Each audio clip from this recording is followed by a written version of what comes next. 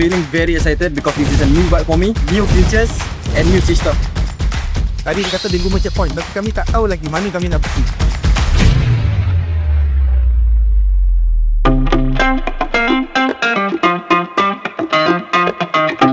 So Honda Road Sync anda boleh guna untuk navigation, call, message dengan music dan juga tengok weather. Hello everyone, good morning. Apa khabar semua? Morning guys. Kita dekat sini bro untuk RTA. Apa dia betul? Kalau nak tahu RTA ni apa? RTA ni ialah singkatan bagi Ride to Adventure. Wah, macam saya push. Okay, ladies and gentlemen, kalau anda dekat rumah sana dah ready, kita ada challenges sebanyak 24 orang bro.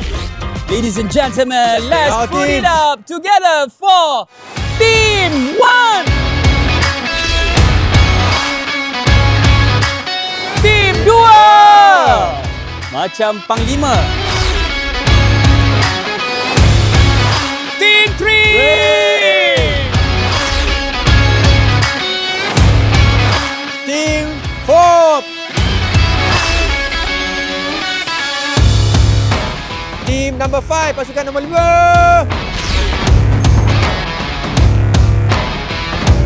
Pasukan nombor 6.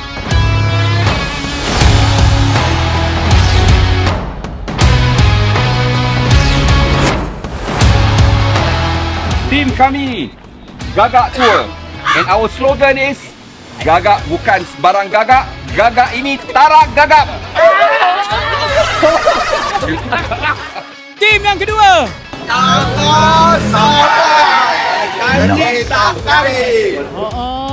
Okey, tim yang ketiga. Ya, tim kita bernama Yake. Slogan kami adalah Motorcycle are what we do.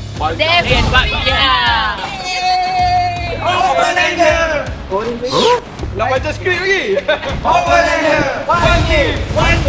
Okay, nama grup kami Adventure Bro. Pantang mundur kecuali Allah. Tim ni ada muda, ada OG. G67. Okay, this is how we're gonna work today. Kita ada 5 checkpoints altogether. 5 checkpoints and every checkpoint ada point yang kita kena collect.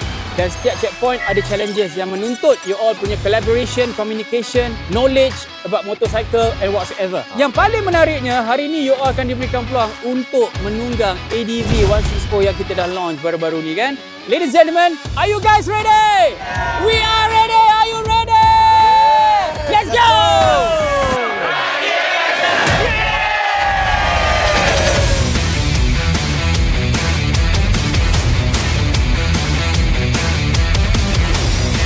Feeling very excited because this is a new bike for me, new features and new system.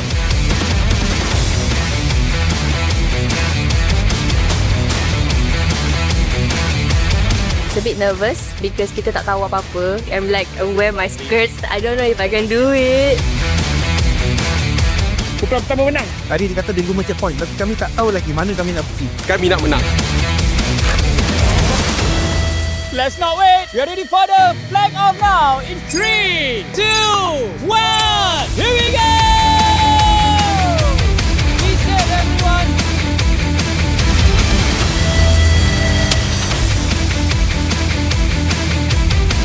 Bang, lepas ni plan nak pergi mana? Kami pergi Impian X SCK.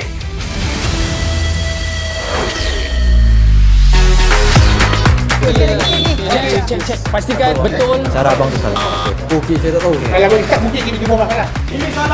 orang tengah cuba nak selesaikan masalah. Masa dia bagi betul tak cukup.